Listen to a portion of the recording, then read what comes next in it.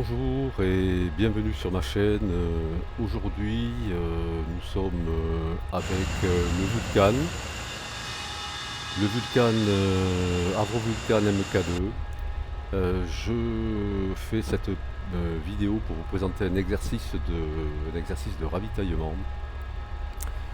En fait, je ne devrais pas faire cette vidéo puisque le ravitaillement en vol ne faisait pas partie des choses qui se réalisaient sur le Avro Vulcan, puisque cet avion est un bombardier stratégique, construit, je vous le rappelle, dans les années guerre froide, et qui avait essentiellement pour mission une mission de dissuasion sur l'Europe et notamment, bien sûr, vis-à-vis de la Russie.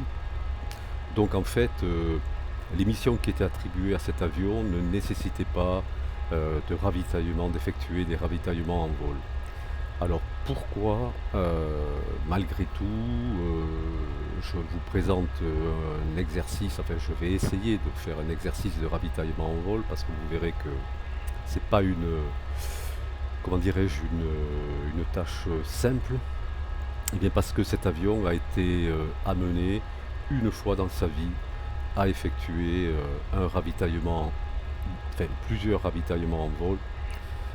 Je vous parle bien sûr de la guerre des Malouines. Nous sommes dans les années, début des années 80, dans l'Atlantique Sud. Et en Argentine, la junte militaire est au pouvoir et l'Argentine envahit les Malouines. Alors, île Malouine pour l'Argentine, île Falklands pour les Anglais, et le conflit démarre comme ça. Et à un moment donné, dans le conflit, les Argentins, qui disposent d'une base aérienne à Port Stanley, décident d'attaquer la marine anglaise qui croise dans le coin, et un super étendard armé de missiles Exocet décolle, et c'est le fameux épisode que vous connaissez tous, la frégate anglaise qui est détruite.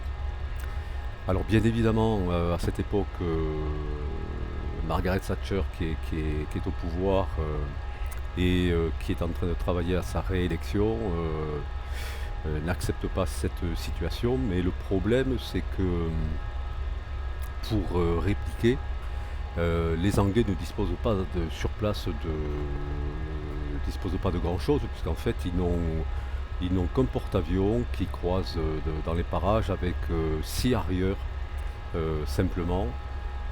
Pas d'appui pour escorter, pas d'appui aérien pour escorter ces avions, et donc impossible d'envoyer 6 arrières à l'assaut enfin, bombarder la piste de Port Stanley, parce que les Anglais se disent ils vont se faire détruire par l'aviation argentine. Le problème, c'est que tout le reste de la flotte anglaise croise dans le détroit de Gibraltar, et il lui faudra quelques jours pour arriver sur les lieux et donc renforcer le simple porte-avions qui est sur place. Mais Margaret Thatcher veut répliquer rapidement. Alors les stratèges anglais réfléchissent et mettent au point donc ce qu'on a appelé l'opération Black Buck. C'est-à-dire, ils décident d'envoyer des Vulcans bombarder la piste de Port Stanley, mais ils sont confrontés à un double problème. Comme je vous l'ai dit, les Vulcans n'ont pas de perche de ravitaillement, puisqu'ils n'ont pas besoin de faire de ravitaillement en vol. Et deuxièmement, pour, euh, pour envoyer des Vulcans sur l'île de Port Stanley, les Anglais disposent d'une base sur l'île d'Ascension, qui est à 7000 km des Malouines. Et le Vulcan ne peut faire que 3500 km en autonomie, donc il faut ravitailler. Le problème, c'est que quel avion ravitailleur prendre pour assister les Vulcans? Et heureusement, les Anglais avaient créé le Vulcan pour remplacer un bombardier stratégique qui s'appelait le Victor. Et ils n'avaient pas détruit les Victor, ils disposaient d'une flotte de Victor qui était stockée. Et donc les Anglais commencent à retaper leur Victor et en parallèle, ils décident de monopoliser 3 équipages de Vulcan. Ils installent des perches de ravitaillement et ils commencent à entraîner leurs pilotes. Et tout ce petit monde se retrouve un jour prêt donc à décoller. Et démarre ainsi la fameuse opération Black Buck, donc qui démarre par un décollage de 3 Victor avec de 3 Vulcan assistés de 14 Victor qui doivent se relayer tout le long du vol pour ravitailler les Vulcans. Le problème, c'est que au bout de quelques minutes de vol, un des Vulcans se rend compte qu'il a un problème de pressurisation et il est obligé de rentrer. La mission se poursuit, un deuxième Vulcan, à la fin d'un ravitaillement, casse sa perche de ravitaillement et est obligé lui aussi de rebrousser chemin. Et le problème, c'est que les Vulcans consomment énormément de carburant et donc les Victor sont obligés d'approvisionner plus fréquemment que prévu et donc eux-mêmes se trouvent à court de carburant, doivent se ravitailler entre eux, enfin voilà. C'est un peu, ça devient un peu critique, d'autant plus critique qu'il fallait absolument que pendant ce vol, il y ait un blackout radio à partir d'un certain moment, et que donc les Victor ne savaient pas que certains d'entre eux étaient à court de carburant. Et voilà, donc c'était assez compliqué. Le Vulcan qui restait a réussi à arriver et à larguer ses 21 bombes. 21 bombes au lieu des 63 prévues initialement si les 3 Vulcan avaient pu bombarder. C'est pas une grande réussite ce bombardement. Une seule bombe heureusement arrive à bloquer l'aviation argentine parce qu'elle explose au milieu de la piste et crée un cratère assez conséquent pour empêcher les avions argentins de décoller. Et le Vulcan revient. Les Victor se ravitaillent le Vulcan et tout ce petit monde rentre à la base sain et sauf. Donc c'est une mission on ne peut pas dire qui a été couronnée d'un franc succès. On dira plutôt que c'est un exploit qui a permis au Vulcan de réaliser un acte militaire, ce qu'il n'a jamais fait dans sa vie. Bon, c'est pas ce qui a permis d'arrêter le conflit, puisqu'après les Anglais envahiront les Malouines. Bon, ils perdront quand même plus de 200 hommes dans l'histoire. Voilà, bon. Et ce que je vais faire aujourd'hui, écoutez, c'est faire un ravitaillement en vol avec un Victor, puisque les concepteurs du Vulcan dans les avions ravitailleurs ont mis un Victor, ce qui permet de recréer un ravitaillement réel tel qu'il s'est passé à l'époque. Alors, je précise tout de suite que je n'ai aucune information concernant la méthode qu'employaient les pilotes britanniques pour se ravitailler en vol avec le Vulcan. Donc si quelqu'un possède de l'information à ce sujet, je suis preneur. Bon, moi ce que je vais vous montrer, c'est ma méthode à moi. Vous verrez que ce n'est pas simple parce que vous voyez que devant nous, la visibilité n'est pas terrible. Voilà. Donc le Vulcan n'a pas de perche de ravitaillement, donc il faudra sortir la perche de ravitaillement pendant le vol. Ce dont nous avons besoin pendant le vol, c'est ici, c'est d'activer le système de ravitaillement en vol. Voilà, ici.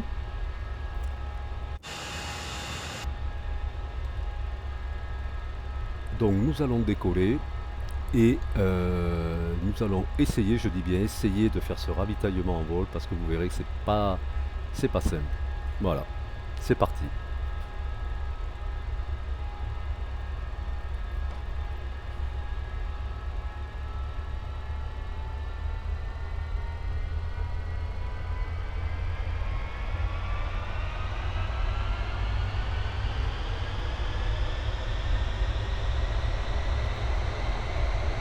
Allez, on lâche les freins.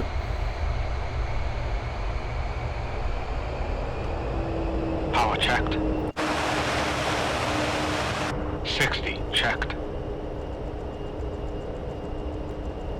100, 110, 120, 130, decision, rotate.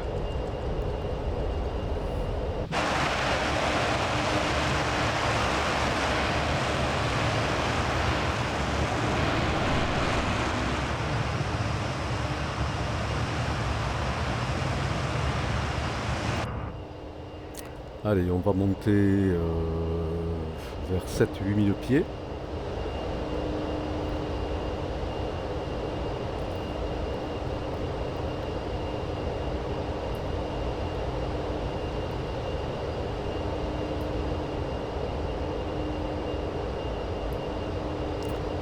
Alors vous voyez nos jauges, hein, on est à 50% grosso modo de carburant. Donc il va falloir vraiment ravitailler puisque encore une fois le Vulcan consomme énormément de carburant.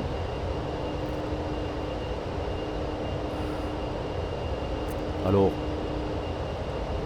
nous savons à quelle altitude se trouve le tanker de ravitaillement. Et à quelle vitesse il va, donc il va falloir s'adapter.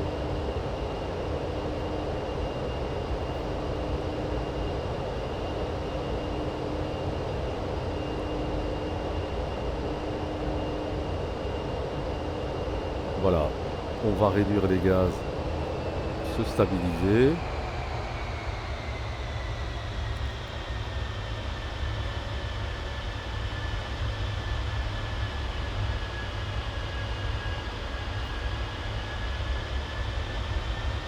Voilà, on reste aux environs de 200 kT.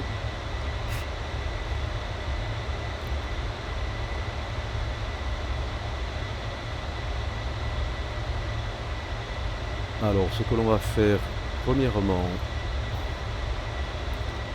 on va sortir notre perche. Voilà.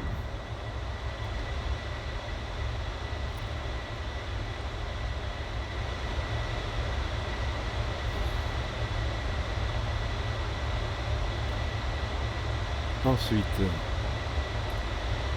nous allons activer le système de ravitaillement du Vulcan.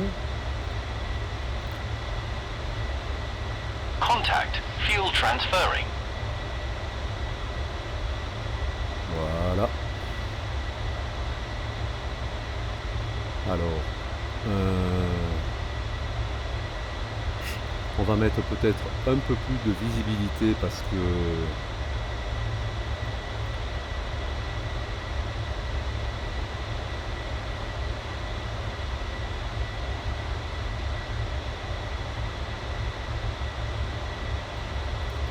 voilà. On va effectuer un virage à droite. On conserve nos 9000 pieds.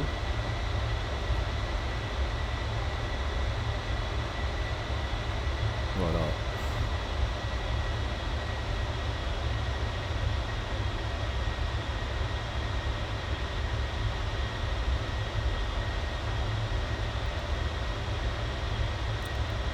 Voilà, on va éviter d'avoir le soleil face à nous parce que, encore une fois, l'épreuve qui s'annonce est assez compliquée.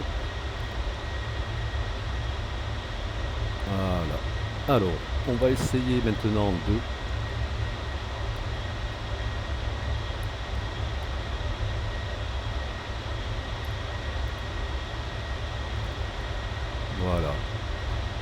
de créer le maximum de visibilité par l'avant.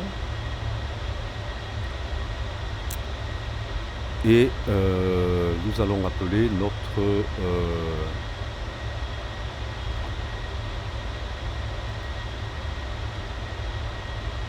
tanker. Tanker to your left. Start bringing out outlet contact. Begin pre-contact. Alors, il est là. On va pas le laisser partir parce que après c'est un peu galère pour le retrouver. Left indicated airspeed 190. Snooze radar.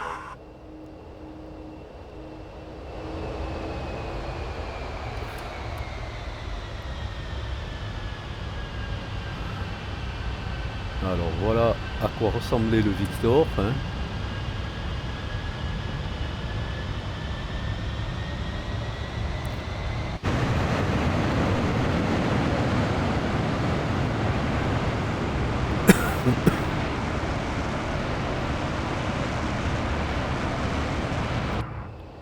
On va se rapprocher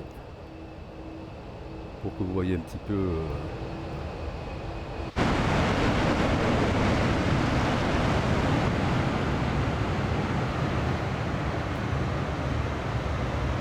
Alors.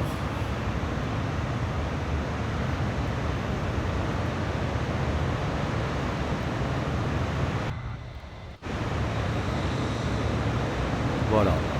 Voilà le Victor. Donc on n'a plus qu'à descendre et à essayer de se positionner le plus correctement possible.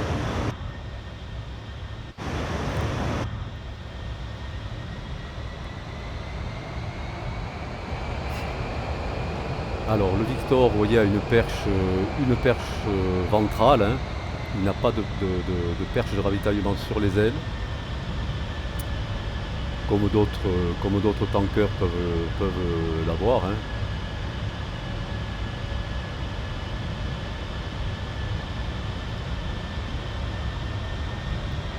Alors pour moi, le principe c'est de rester au contact de cet avion. Vous voyez, de ne pas se laisser distancer et de se rapprocher le plus calmement possible.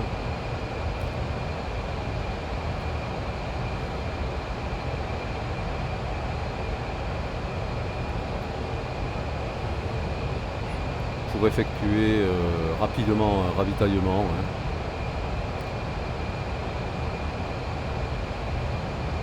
Voilà, on laisse grossir l'avion dans notre champ de vision.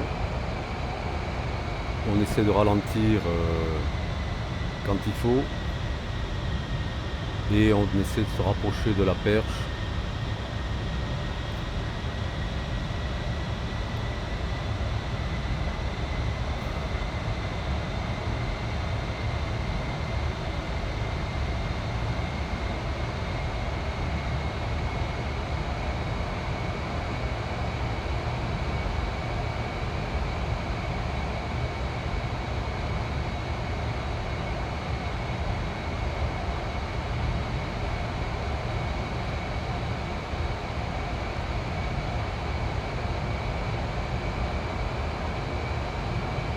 Voilà, on se rapproche doucement, hein. C'est une affaire de patience.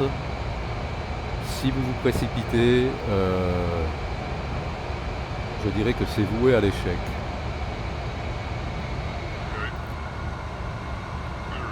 Donc on nous dit qu'on est on est rentré dans la zone de contact.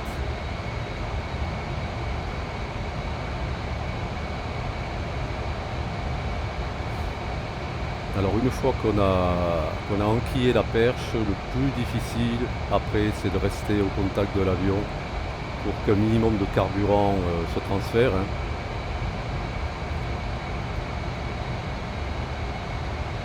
Alors, vous voyez là, on n'y est pas du tout, donc on ralentit, on reste au contact.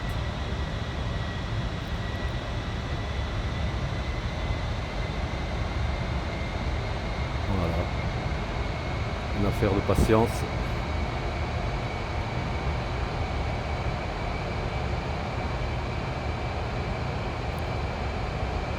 Allez, on y retourne.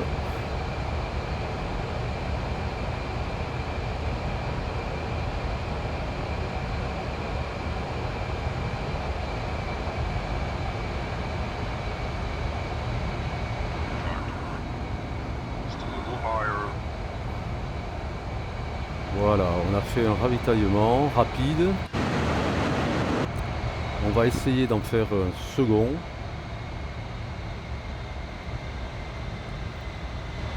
On va essayer d'en faire un second. Go to contact position.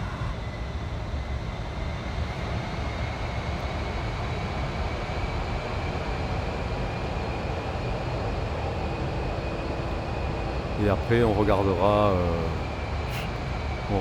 un petit le niveau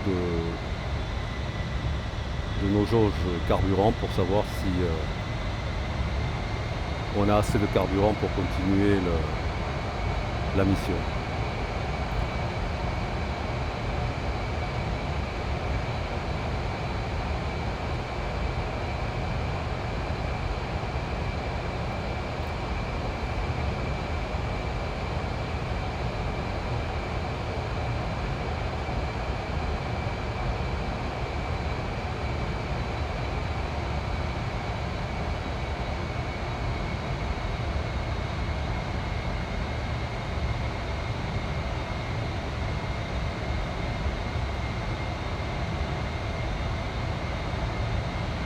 Allez, on reste derrière la perche si on peut.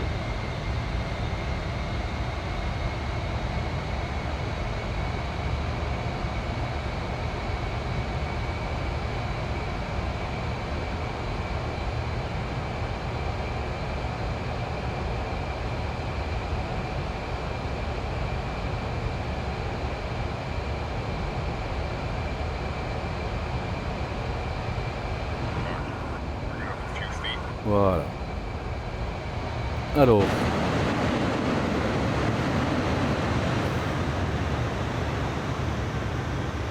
On va dégager par la droite.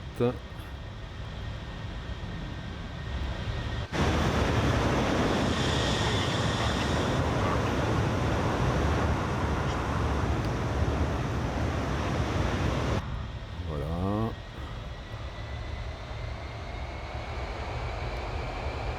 On va rester quand même en visuel avec le ravitailleur.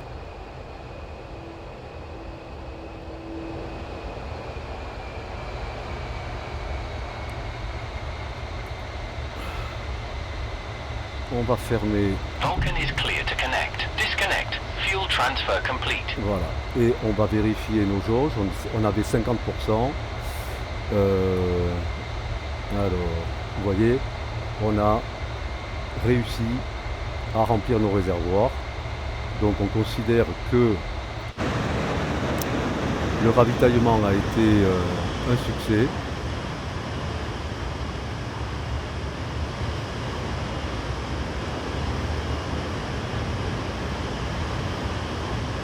On fait signe au Victor que c'est bon.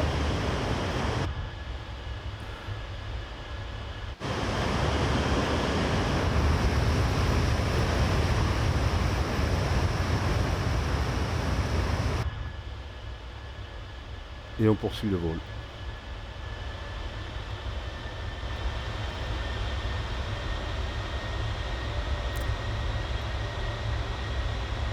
Voilà, voilà l'exercice de ravitaillement. Encore une fois, That's good.